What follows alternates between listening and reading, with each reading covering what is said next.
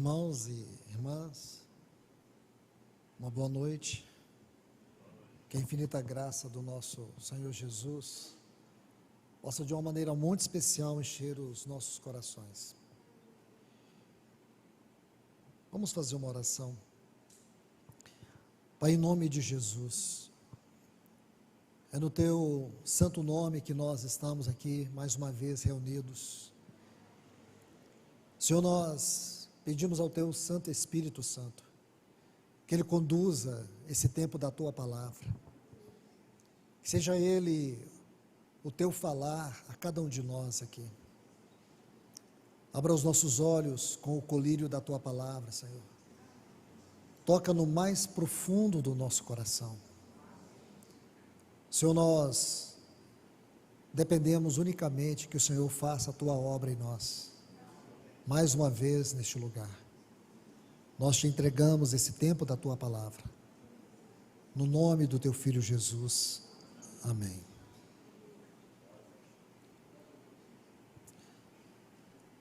Amados irmãos e irmãs, nós estamos estudando sobre o avivamento nos dias de Neemias, mas é claro que este é um assunto que envolve vários capítulos.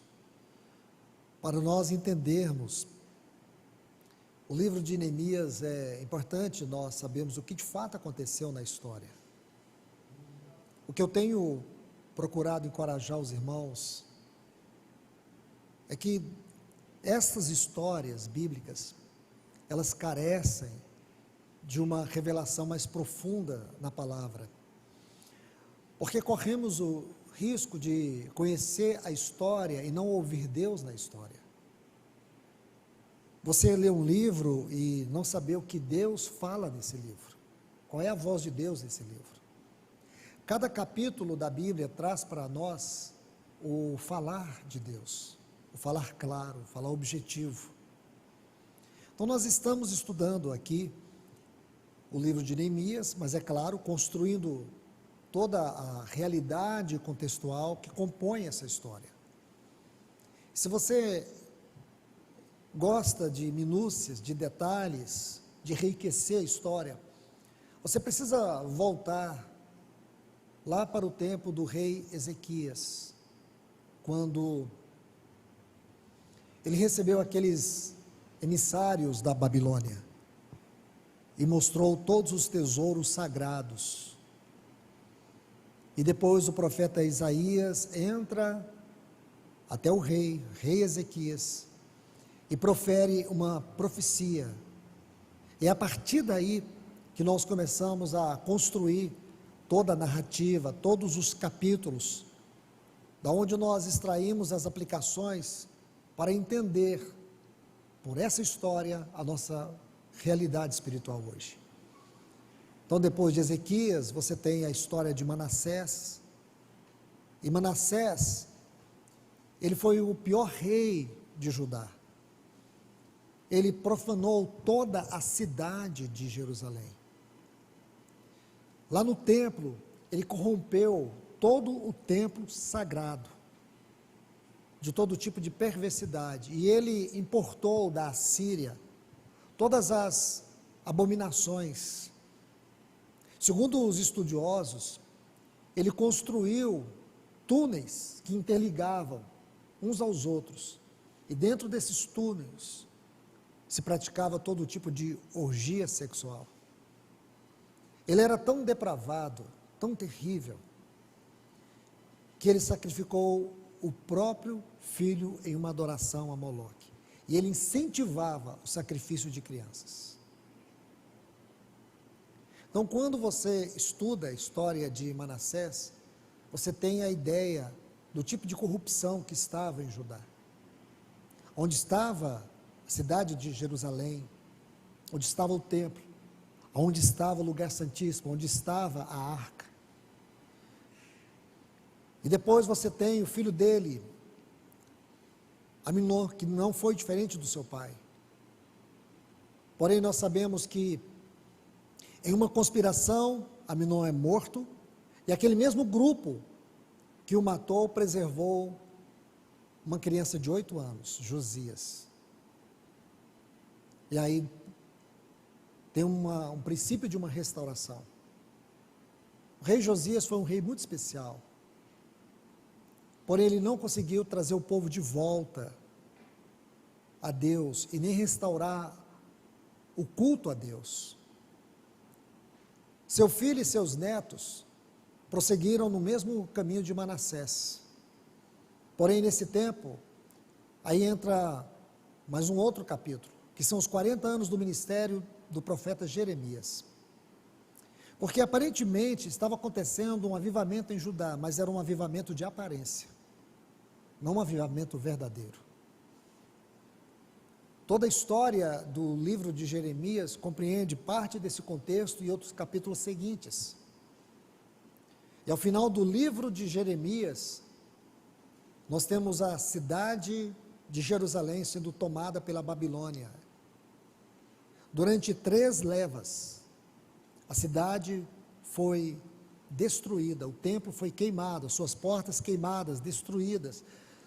Todos os utensílios sagrados que estavam no templo em Jerusalém foi levado para a Babilônia e depositado no templo do deus Marduk, que era o deus da Babilônia.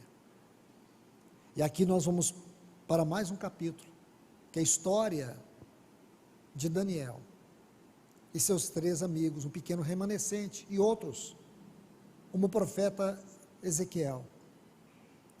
Ao final dos 70 anos do cativeiro da Babilônia, Deus levanta um pequeno remanescente, que compõe a história do livro de Esdras. E esse livro, ele tem 2 partes. A primeira parte é a reconstrução do templo, que começa pelo altar. E depois a restauração da vida devocional. Porém, isso não é tudo. Porque 13 anos depois que Esdras chega em Jerusalém, 13 anos depois, que é a segunda parte do livro, aí nós temos a história do Neemias. O trabalho de Neemias foi a restauração dos muros. E aqui, ao final do livro de Neemias, nós temos a história do profeta Malaquias. O livro do profeta Malaquias, ele tem 7 sentenças. Nós vamos, se for possível, pelo menos mencionar essas sentenças. Então, cada uma dessas partes, ou desses capítulos que compõem toda essa história, é o que nós precisamos examinar nos nossos dias. Por que essa história que nós estamos aqui ouvindo é tão importante hoje?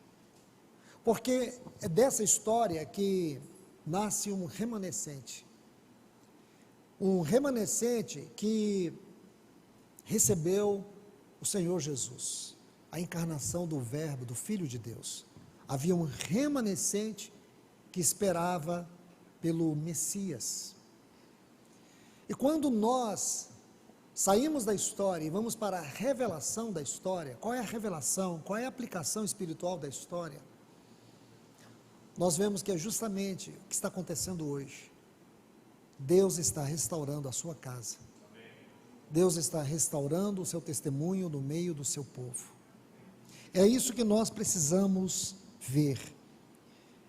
Por isso eu chamo a atenção de todos vocês para o livro de Esdras, por favor, capítulo 5. Livro de Esdras, capítulo 5. Porque quando você estuda essa primeira parte do livro de Esdras, do capítulo 1 até o final do capítulo 5, você vai ver que esse é o período da reconstrução do templo. Esse período durou 21 anos. 21 anos. Se você estudar o livro de Esdras, você descobrirá que esse livro tem 280 versículos. Dos 280 versículos que tem o livro de Esdras, 54 versículos faz referência à casa. E por que casa?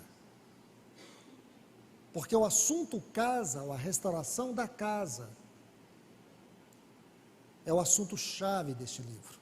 Preste bastante atenção. São 280 versículos, 54 versículos fazem referência à casa. E durante 15 anos, houve uma oposição para que esta casa não fosse restaurada.